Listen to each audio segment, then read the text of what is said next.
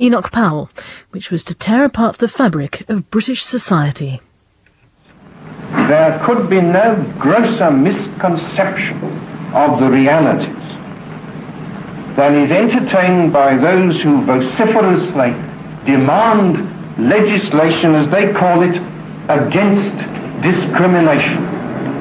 The discrimination and the deprivation, the sense of alarm and of resentment lie not with the immigrant population, but with those among whom they have come and are still coming. This is why to enact legislation of the kind before Parliament at this moment is to risk throwing a match onto gunpowder. Well, that's just what Enoch Powell did on the 20th of April 1968, when he made that speech at a Conservative Party meeting in Birmingham. This infamous piece of oratory, my document this week, is widely remembered as the Rivers of Blood speech, but it pivoted on one particular woman's story. No recording of this section exists today, so Powell's words are read by an actor. 8 years ago, in a respectable street in Wolverhampton, a house was sold to a Negro. Now, only one white. A woman old-age pensioner lives there. This is her story. She lost her husband and both her sons in the war. So she turned her 7-roomed house, her only asset, into a boarding house. She worked hard and did well, paid off her mortgage, and began to put something by for her old age. Then the immigrants moved in. With growing fear, she saw one house after another taken over.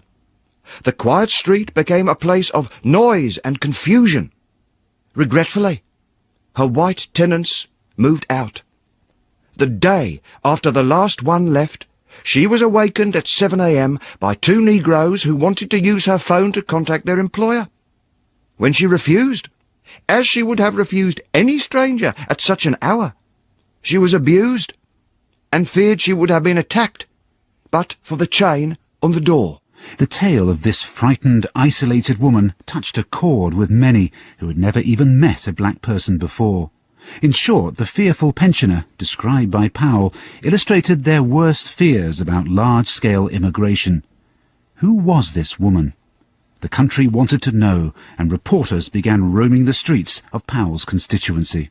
The whole of Wolverhampton was trying to find where this street was, who this woman was. Former BBC political correspondent Nick Jones, whose father, Clem Jones, was editor of the local newspaper, The Express and Star. The Express and Star failed to find the woman or the street. The Sunday Times failed to find the woman or the street. My mother was a magistrate in Wolverhampton. She was very well connected with most of the voluntary groups. They looked for this woman. They just could not find a woman who fitted this description. Suspicions grew that Enoch Powell's old lady might just be a convenient figment of his or someone else's imagination. Such concerns came to a head when David Frost challenged Mr. Powell on television. I'm not trying to deny that you were talking about real problem or real feelings. However, you were dealing here with an area of ignorance and an area of fear and so on. You were dealing with dynamite. Didn't you have a fantastic duty to check that story to find if it was true? I haven't the slightest doubt it was. But may I... Did you check it at all? I haven't the slightest doubt. Did you check it at all? I haven't the slightest doubt, and I verified the source from which I had that information. Did you verify the story? I verified the source, and I haven't the slightest doubt but what do you mean you verified the source? That it is as true as it is typical. But the thing is, it's not typical. And what do you mean when you say I said, did you check the story? Yes. And you said you verified the source. Yes, indeed.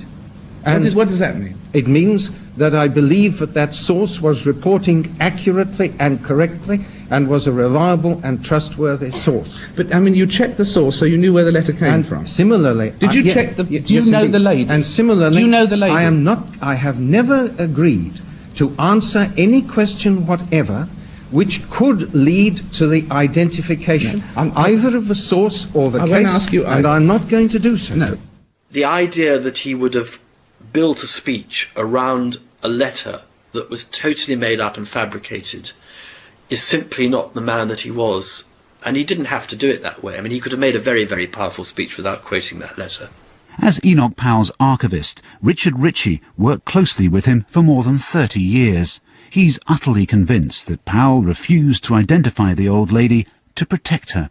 I think that even in those days, maybe not quite so bad then as now, but even then, that person would have been exposed to merciless media scrutiny.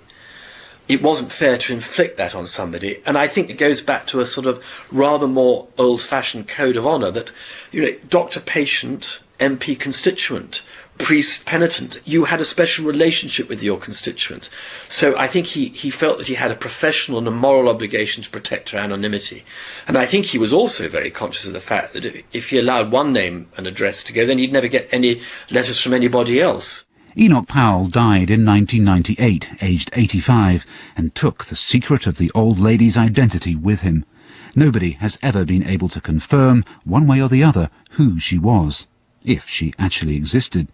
But historian Dr. Simon Burgess has offered to help me nail this mystery once and for all. We start in the Wolverhampton archives. The letter itself, if you look at it, which he used in the speech, does contain quite a lot of information about who the lady might have been. And if you take out some of the more emotional language in the letter, her situation, her address and so forth can perhaps be pinned down. So we know, for example, that she was a pensioner. She must have been of a certain age. We know she lost her husband during the war. We know that she owned the house that she lived in. And we also know that in the road in which she lived, there was a very large influx of immigrants into her particular road over quite a short period of time. To get closer to the truth behind Powell's lady in the letter, I need to get closer to the man himself. So I've come to Chapel Ash in his old constituency of Wolverhampton South. Across the road from where I'm standing is Powell's former home, a spacious semi-detached house on Merrydale Road.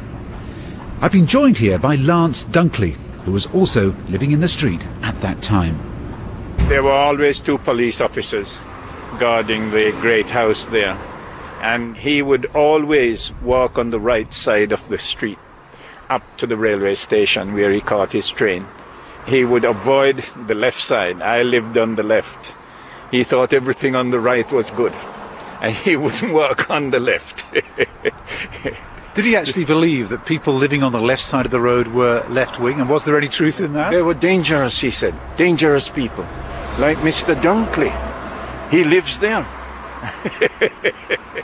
While some question whether Powell's old lady really existed, there's no doubting that the racial tensions he spoke of certainly did, as a quick trawl through the archives shows. It's no good folks saying as people will mix, they just won't. They're a nuisance when you've got to walk past them in the streets, they won't move. They're a nuisance at work, they won't work. And for folks who got them living by them, they're a nuisance, more nuisance still. Well, I think it's pretty awful. I think they should live in a district all to themselves, because I've got to bring this little boy up amongst them. We were totally ghettoized. Immediately you approach a landlord, he would say, well, you know, we don't accommodate dogs and blacks. They'd actually say that? Yeah, they told me that. Despite the evident racial friction here in the 1960s, today it seems quiet, leafy and happily suburban. But having knocked on a few doors, it's clear that the old days haven't been forgotten. Jack Chambers, which is not his real name, has lived in the area all his life. Now a pensioner in his late 70s, he was one of many local whites who revered Enoch Powell. Powell articulated what we all felt, but probably shouldn't have felt. We still felt we were English people who had collectively won the war. We still had got, to use a cliche, a national identity. The Rudyard Kipling, the land of hope and glory, ethos and outlook, which we've been made to feel slightly guilty about. If the blacks come here, if they're going to flood this particular road, what happens? Well, you move out. And that was known as white flight. Local whites moving out and black immigrants moving in. Exactly the situation which Powell claimed faced the old lady in his letter, who was said to be the only white resident left in her street. So how many streets around here fit this description? It's time to go back to Dr. Simon Burgess. Look at this, for example. In this particular road, I'll take it random, you can see immediately after the Second World War you have quite a lot of families with very English-sounding names. Violet Collins, Francis Moore, Winifred Hunt, Polly Kirkwood. In the space of 10 years or so, by the mid-1950s, you have a sudden transformation. Many of the properties are now multi-occupied, and a lot of the names are clearly Indian or West Indian in character. Lambert Garwood, Cyprian Dundas, Alva Grant. Clearly there's been a quite rapid change in a very short space of time. And these names you mentioned, these are people now living at the addresses that before had these very English-sounding names? That's right, that's right. There's been a substitution, if you like, from a white to an immigrant neighbourhood. How are you going to be able to isolate one white woman amongst all these streets? Well, one of the key features of the letter is that the woman in question was still living in the marital home. So if we look at the electoral registers, there are roughly 1,500 single females who are still living in the same property that they were living in after 1945. We can then reduce that total even more by seeing which of those women were widowed during the war. And doing that, we then arrive at a rough shortlist of about 200 names. We can then match those up with the streets that we know did have a significant influx of immigrants after 1945, and that will then allow us to pinpoint much more closely exactly who and where this woman may have been residing. She is becoming afraid to go out. Windows are broken. She finds excreta pushed through her letterbox. When she goes to the shops, she is followed by children, charming, wide-grinning pickaninnies. They cannot speak English, but one word they know. Racialist, they chant. The speech in which Powell quoted that letter effectively marked the end of his parliamentary career. The very next day, Edward Heath sacked him from the shadow cabinet, and, as Nick Jones recalls, more trouble was to follow. Of course, the Sunday Times accused Powell of Goebbels-like propaganda by quoting this letter in this way, with this racialist language about wide-grinning pickaninnies. Powell sued the Sunday Times. Now, of course, what happened in the court case was that the Sunday Times subpoenaed Powell to produce the letter, to identify the woman. Of course, he failed to do that. Because of that, the case ended in a draw, if you like. Powell had to withdraw. The Sunday Times said it had never intended to accuse him of being a Nazi. I've tracked down another Wolverhampton man who knew Powell in those days. Maurice Toastland was political correspondent for the Wolverhampton Express and Star during the 60s. The incident he describes here concerns a different letter. He rang up one day and said, "Would you come round? I have a letter from a constituent, and I think you would be interested in it." I went round to his house in Belgravia, and he was then very friendly and gave me a cup of tea and then handed me the letter and said, "Take the details, but do not use the name of the writer." I said I wouldn't. I took the details in my notebook. He said, "Have you written down the name?" I said, "Yes." He said, "I told you not to. I didn't want it published." And I said, "I gave you an undertaking that I wouldn't publish it, but I want it for my own records. One must have the source of the complaint." He said, "Give me your notebook." He tore the page from my notebook and threw it into the wastepaper basket. He could not trust me to keep that confidentiality. The evidence now seems to be tipping away from the idea that Powell made the old lady up, given that his refusal to reveal her name was evidently quite in character.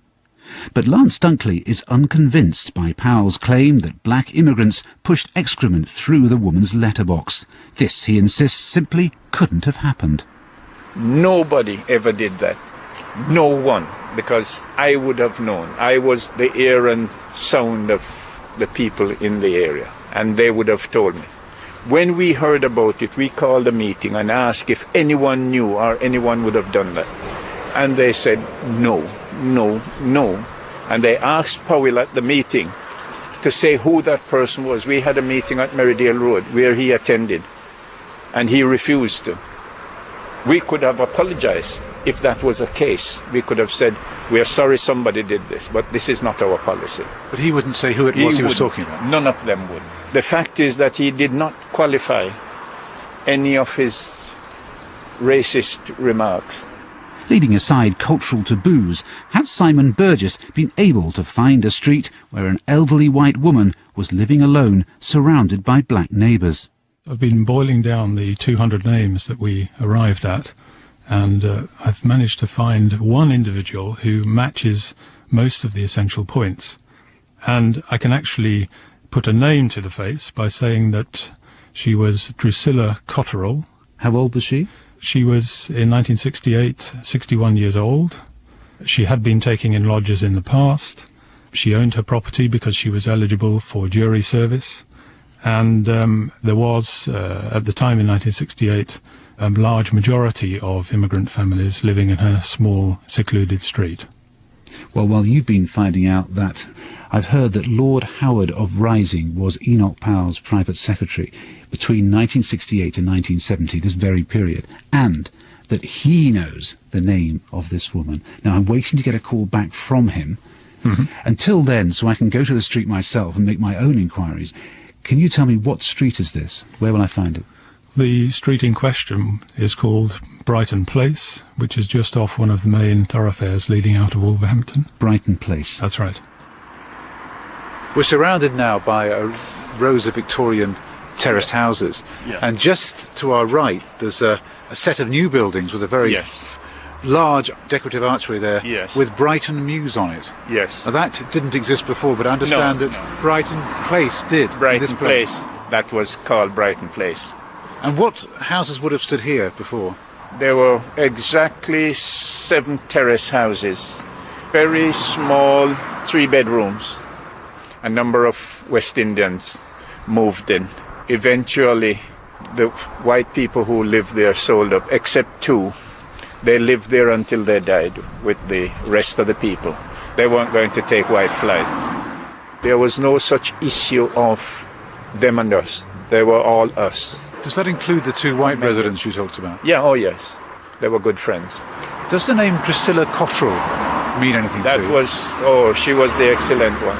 Mrs. Cotterill, yeah. She would never give in to any sort of this prejudiced behavior. You had a child and you were working and you couldn't find a childminder. She would step in and say, I'll do it for you, do it free of cost. I'm not doing any hard work. So she wasn't a racist then? No, you couldn't class her as that, no. But that's not how everyone remembers our Drusilla Cotterill. I've managed to find a few people who lived in Brighton Place at the time of Powell's speech. Joy Barnes, Roderick Foster and Carol Antonio were all children at the time. They've agreed to meet me in what is now Brighton Mews to describe the Drusilla they knew. She was moody. One day you couldn't see her and she wouldn't speak and she was, and another day she'd join us, like at Christmas, and come and have a meal with us or have a drink. Yeah. Especially when she having a drink. When she come in at night to stagger in. Were there other times where she was a bit prejudiced? No. You don't find that with her. If she did have a problem, we weren't aware of it. In her bad moods, did she complain about you children outside making too much noise and that sort of thing?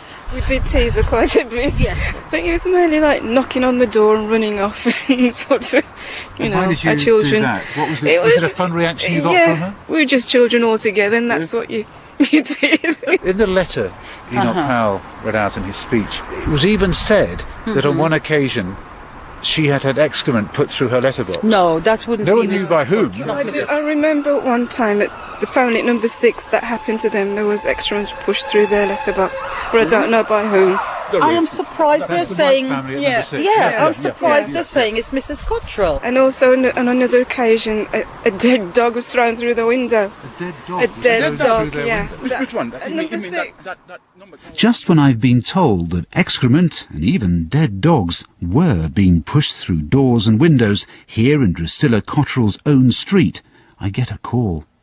A solicitor who was working nearby in 1968 claims that he remembers being told by colleagues where Mr. Powell's pensioner lived, and insists Jonathan Knock it wasn't in Brighton Place. The woman concerned, in fact, was one of our clients and lived either in Drummond Street or Dunkley Street or just possibly one of the other streets which leads from New Hampton Road, Wolverhampton, to Molyneux Alley. So, what does Simon Burgess have to say about this latest piece of information? Well, these roads were in an immigrant hotspot, that is so. But there's one very serious drawback to this suggestion.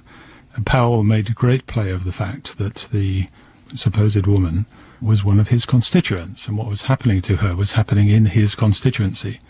And the roads that the solicitor is referring to are outside, just outside Powell's constituency. And I can't believe that Powell would make such an elementary mistake. I don't know, you see, I didn't go and investigate. Or is it, I only know what I was told at the time. Or is it possible that they were right about the lady concerned, yes, but wrong about the road? That is just a possibility. If you look at the relevant map, there's Dunkley Street, there's Drummond Street, and then the next one is Bright Street. Now, that's very similar to Brighton Place. Precisely. On searching through archived editions of the Wolverhampton Express and Star, I've come across just one reference to Drusilla Cottrell, written after her death in 1978. I've discovered that its author, a Geoffrey Bangham, was then a local Conservative councillor. He was also running the Alexander pub in Chapel Ash, where Drusilla was a regular. I showed him the words he wrote so long ago. Cottrell, Mrs. Drusilla, dear Trudy, this day comes with sad regret. It brings back memories we shall never forget. You fell asleep without goodbye, but memories of you will never die. County Councillor Jeff Bangham, Margaret and many friends. And you wrote that, I understand, for the Wolverhampton Express and Star, and it was published on the 3rd of November 1978. Yes. Do you remember that? Well, I had forgotten it, but yes. Did you write this mainly because she was not only a friend, but she was pretty regular. Did she ever talk to you in later years about how she'd like to live somewhere else? I can't remember that sort of talk. She wouldn't have been the woman, I don't think, was she? She used to come in regular for a drink and talk and chat, but she may have been the lady, but if she is, you've surprised me. Nick Jones, whose family were close friends of the Powells, is also surprised when I show him the evidence we've compiled. It's certainly a very serious piece of research, and it clearly does show that the suggestion that there were white people marooned in streets which have been taken over by Caribbean and Kenyan nation people is correct. That undoubtedly is the case. To be fair to Powell, he was reflecting concern within this small Chapel Ash area of the constituency. There could have been a number of others who more or less fit the circumstances. But if you look again at the letter, her supposed existence was made up of such a special combination of features that this is the only woman it could be. The evidence that Dr. Simon Burgess and I have before us is quite compelling. Powell claims that the woman in his letter was a white pensioner who lost family in the war and lived alone in a street where virtually all the other residents were black immigrants. This fits Drusilla Cottrell.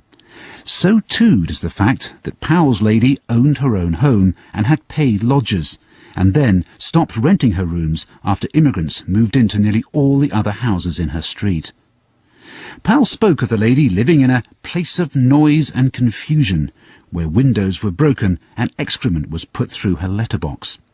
We know that in Brighton Place, excrement was pushed through one letterbox, and a dead dog through a window.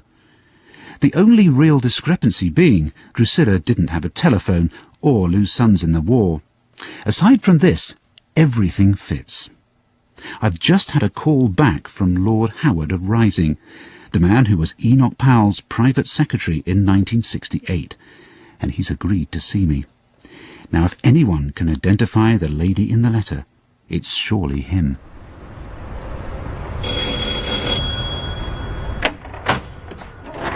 Lord Howard, afternoon. Good afternoon, Mike Thompson from the document. How do you do? Come in. Thanks very much.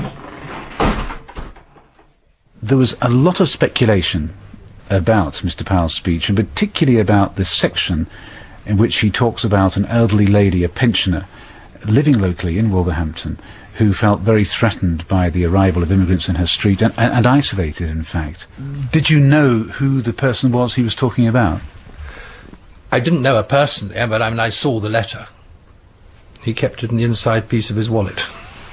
So did you ever get to find out the name of the person concerned? Yes, I saw the name, yeah. Can you tell me who that was? No. He had a very strong view that anybody who wrote to him in confidence, and that should not be broken. And he went to great personal, financial and other sacrifice to uphold that. Because he looked at suing the Sunday Times, and because under the laws of disclosure he would have had to give to the other side in the court case all the letters he'd received, he said, no, I can't do that. I have an obligation to those who've written to me, and therefore I'll pay the lawyer's bill and say thank you very much. But given the length of time that's elapsed now, the fact that Mr. Powell is now dead, the lady concerned is long dead, yeah. What is the harm now in saying who she was? I worked for him. I have an obligation to fulfil his wishes as I believe he would have wanted them. He would never have let that name out, therefore I never will. Now, you could argue that I'm being ridiculous and carrying things to excess. I would accept your criticism, but you wouldn't change my position. Does it worry you, though, that some people may think, as a result of you refusing to say who she was, as they did at the time, in fact, with Mr. Powell, that therefore this woman probably didn't exist at all? Well, if they want to have that view, that's their privilege. They're wrong, but that's it. My only worry is that I sound rather pompous when I'm talking to you, which I don't mean to be, but there you are. I have spent quite a long time digging around in Wolverhampton, and in fact I've been working with an academic, a historian, who's spent several months looking into who this possibly could have been. At the end of all that research, I've come up with a name, and that name is Drusilla Cottrell.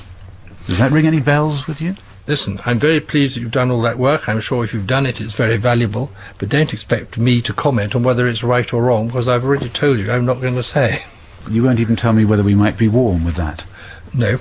Or discount the name? No. So it could be her? Or could not, as the case may be. Would there ever come a time when you'd be willing to say who this woman was? I don't foresee it. I think the only thing that I would do is I would put it embargoed in the archive.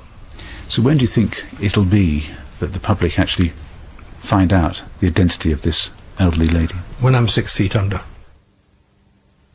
Well, next week, Mike Thompson follows the paper trail left by British aristocrats who broke the arms embargo during the Spanish Civil War. The reader today was Peter McQueen, and Document was produced by Mario Burgess. Well, in half an hour, Brett Westwood is back with a new series of Nature, which travels to central Wales and the East Midlands to meet the bird voted the 20th century's Bird of the Year, or Bird of the Century, I should say. The red kite was once our commonest bird of prey and regularly scavenged offal and waste from city streets of medieval Britain. But although we valued its services then, the kite was persecuted so heavily in the years that followed that by the 1930s there was only one productive breeding pair left. Since then, kites have slowly increased in numbers. On its rollercoaster ride through history, Brett Westwood asks what contribution the kite has made to a new understanding of the role of predators in the countryside. That's Nature in half an hour. Home cooking, home cooking. BBC Two continues the search to discover the truth about food. This week we look at how to feed your children in a healthy way. Does sugar make them hyperactive?